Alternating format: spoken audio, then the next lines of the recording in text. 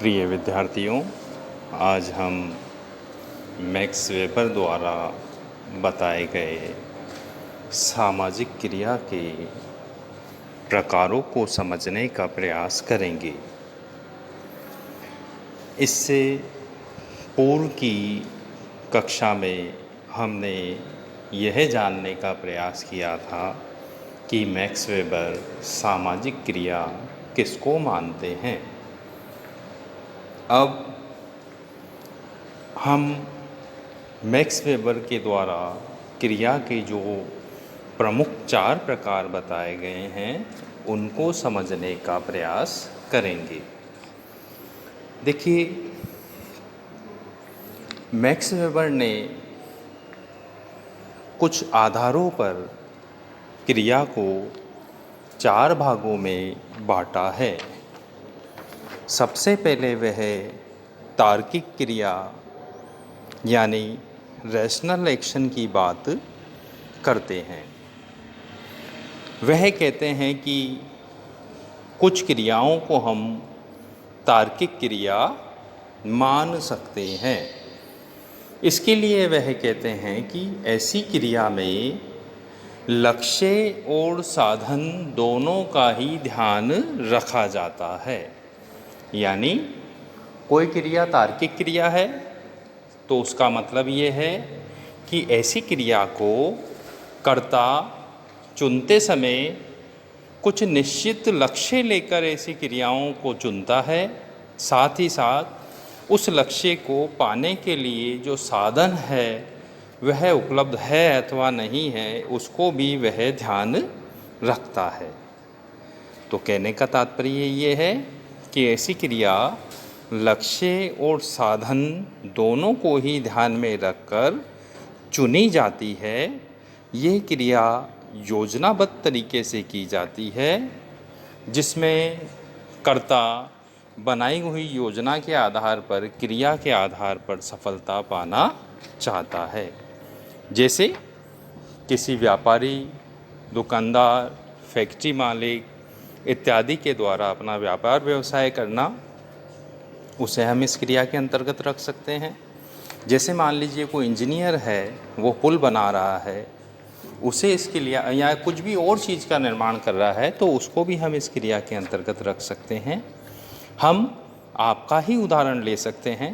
एक विद्यार्थी के रूप में आप जो पढ़ रहे हैं यह भी तार्किक क्रिया है। आप योजनाबद्ध तरीके से एक लक्ष्य को ध्यान में रखते हुए किसी कक्षा में प्रवेश लेते हैं और पास होने और अधिकतम अंक प्राप्त करने का प्रयास करते हैं, तो यह भी आपकी तार्किक क्रिया है। यानी यह क्रिया तर्क पर आधारित होती है और लक्ष्य और साधन को ध्यान में रखकर की जाती है। इसी प्रकार मैक्स वेबर क्रिया का जो दूसरा प्रकार है उसे मूल्यांकनात्मक क्रिया अथवा इवैल्यूएटिव एक्शन के रूप में स्पष्ट करते हैं।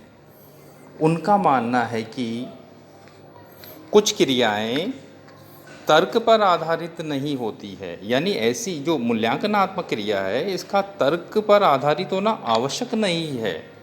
इस क्रिया में तर्क के स्थान पर नैतिकता, धार्मिक, आदर्शात्मक आधार पर ये क्रियाएं की जाती है। यानी इस क्रिया का आधार क्या हो सकता है? नैतिक हो सकता है, धार्मिक हो सकता है, आदर्शात्मक जो मूल्य हैं उनके आधार पर भी ये क्रिया की जाती है। मूल्यांकनात्मक क्रिया के पीछे का जो कर्ता का जो लक्ष्य होता है वह होता है सामाजिक मूल्यों पर चलना। यानी सामाजिक मूल्यों से प्रभावित होकर जब कर्ता ऐसी क्रिया को करता है तो इसे हम मूल्यांकनात्मक क्रिया के रूप में जानते हैं। तो यहाँ पर तर्क महत्वपूर्ण नहीं है। इस क्रिया में महत्वपूर्ण चीज़ क्या है? मूल्य। मूल्यों को प्राप्त करना, जिन सामाजिक मूल्यों पर चलने की अपेक्षा समाज हमसे करता है, जब व्यक्ति उन पर चलते हुए इस क्रिया को करता है तो इसे मूल्यांकनात्मक क्रिया कहते हैं। जैसे एक उदाहरण मैं आपको देना चाहता हूँ। मान लीजिए एक जहाज़, पानी का जो जहाज़ है वह डूबने वाला है। इस बात की जानकारी जहाज़ के कैप्टन को है, मगर इस जानकारी के बावजूद भी वह अपनी जान बचाने का प्रयास न करते हुए बाकी यात्रियों की जान बचाने का प्रयास अपने अंतिम सांस तक करता है, यानी उनको बचाने के प्रयास में वह अपनी जान तक देने को तैयार हो जाता है, जबकि वह चाहता तो सबसे पहले सुरक्षित खुद को निकाल सकता था। वह एक नाव या जो भी साधन उनके हो सकते थे उनके माध्यम से वह खुद की जान बचा सकता था, मगर ये क्रिया उसके मूल्यों पर आधारित नहीं होती, सामाजिक मूल्य के विरुद्ध ये क्रिया होती। तो ऐसे में वो खुद को की जान बचाने का प्रयास न करते हुए अगर बाकी यात्रियों की जान बचाने का प्रयास करता है तो इसे मूल्यांकनात्मक क्रिया हम कहेंगे। तो कुल मिला के सामाजिक मूल्यों के आधार पर जो क्रिया की जाती है वह मूल्यांकनात्मक क्रिया होती है। इसी प्रकार तीसरी क्रिया जो मैक्स वेबर बताते हैं क्रिया का प्रकार, वह है भावनात्मक या संवेगात्मक क्रिया, अफेक्टिव एक्शन। जो अफेक्टिव एक्शन या भावनात्मक या संवेगात्मक क्रिया है, जैसा कि इसके प्रकार से स्पष्ट है, ये भावनाओं पर और संवेगों पर आधारित होती है, जैसे प्रेम, दया, घृणा, सहानुभूति, क्रोध इत्यादि। ये जो संवेग और भावनाएं हैं, यह किसी लक्ष्य या साधन के आधार पर इनको या मूल्यों के आधार पर इनको नहीं समझा जा सकता है। इनको समझने के लिए भावनात्मक दशाओं को समझना होगा, क्योंकि ये भावनात्मक दशाओं पर ही आधारित होती है। तो कुल मिला के जो क्रियाएं भावावेश में आकर की जाए, जो क्रियाएं संवेगों के अधीन होकर की जाए, तो ऐसी क्रिया जिसे हम भावनात्मक या संवेगात्मक क्रिया हम कह सकते हैं। इस क्रिया में क्या होता है कि कर्ता विशेष परिस्थितियों की संवेगात्मक प्रतिक्रिया के रूप में इस क्रिया को करता है। यानी इसमें जो कर्ता है वो परिस्थिति विशेष के में उसकी संवेग भावनाएं बहुत प्रबल हो जाती है और उनके वशीभूत होकर ही वह इस तरह की क्रियाओं को करता है, जिसमें उसका खुद पर नियंत्रण नहीं रहता।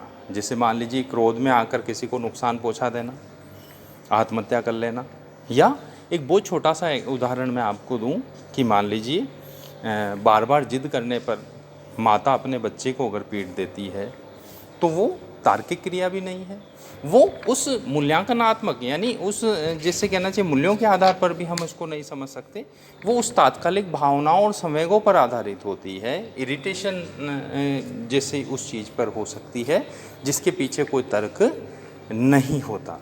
फिर बाद में उसका उस चीज़ पे उसको अफसोस भी हो सकता है क्रिया को करने वाले को, मगर ये क्रियाएं एक बार तात्कालिक रूप से वो खुद पर नियंत्रण खोकर इस तरह की क्रिया को करता है, तो उसको हम भावनात्मक या संवेगात्मक क्रिया कह सकते हैं। कार्ल मार्क्स क्रिया का जो चौथा प्रकार मैक्स वेबर क्रिया का जो चौथा प्रकार बताते हैं, वह बताते हैं परंपरागत क्रिया या ट्रेडिशनल एक्शन। देखिए बड़ा नाम से ही स्पष्ट है, परंपरागत क्रिया ऐसी क्रिया जो हम परंपराओं से करते आ रहे हैं, पुराने समय से करते आ रहे हैं, जो पुराने विश्वास पर आधारित है। ऐसी प्रथाएं और परंपराओं के कारण जिन क्रिया को हम करते हैं, यानी ये हमारी प्रथा हो सकती है, प्राचीन किसी तरह के विश्वास हो सकते हैं जिसे हमारे पूर्वज करते आ रहे हैं और इसीलिए हम कर रहे हैं, तो ऐसी क्रियाएं परंपरागत क्रिया होती है। तो कुल मिला के परंपरागत क्रिया क्या है? वह क्रियाएं हैं जिनको हमारे पूर्वज बरसों से करते आ रहे हैं, इसलिए उनको हम कर रहे हैं, तो उसे हम परंपरागत क्रिया कहेंगे। जैसे मान लीजिए किसी त्यौहार को मनाना, अभी श्राद्ध कुछ समय पूर्व आप लोगों को पता है कि श्राद्ध का महीना था, तो हर घर में श्राद्ध को निकाला जाना, पूर्वजों को याद करना, ये सारी की सारी क्रियाएं। या मान लीजिए विवाह की एक विशेष पद्धति का पालन करना विवाह करने के लिए, तो ये सारी की सारी क्रियाएं और इसी तरह की जो परंपरागत क्रियाएं बरसों से हम करते आ रहे हैं, तो उन्हें हम परंपरागत क्रिया कह सकते हैं। तो प्रिय विद्यार्थियों, आज हमने मैक्स वेबर के अनुसार सामाजिक क्रिया के प्रकार को समझने का प्रयास किया है। इसमें आप पुस्तक से इस विषय को पढ़ते हुए दोबारा समझने का प्रयास करें और सामाजिक क्रिया के प्रकार को अपने शब्दों में लिखने का प्रयास करें। किसी भी तरह की दिक्कत हो तो आप व्हाट्सएप पे डिस्कस कर सकते हैं। धन्यवाद।